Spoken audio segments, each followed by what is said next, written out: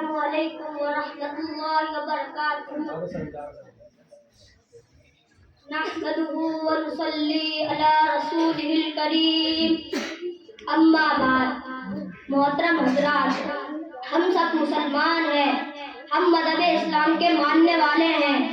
آج میں آپ کو بتاؤں گا کہ مذہب اسلام کیا سکھاتا ہے اور کیا سبق دیتا ہے۔ مذہب اسلام کا سبق یہ ہے، ہم مسلمان ہیں، ہمارا مذہب اسلام ہے، اسلام سچا مذہب ہے، اسلام اچھا مذہب ہے، بھلائی سکھاتا ہے، برائیوں سے روکتا ہے۔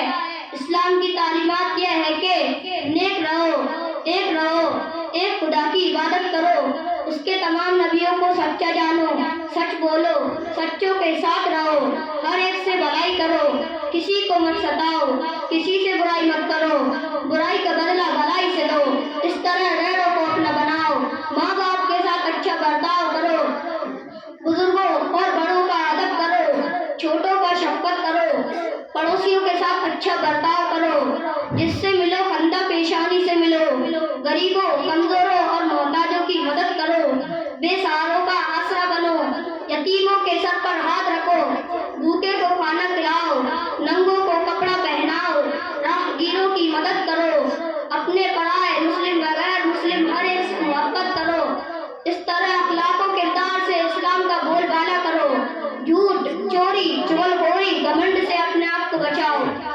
لالچ محبت کے لیے قیدی ہے، اس لیے اس سے بچو۔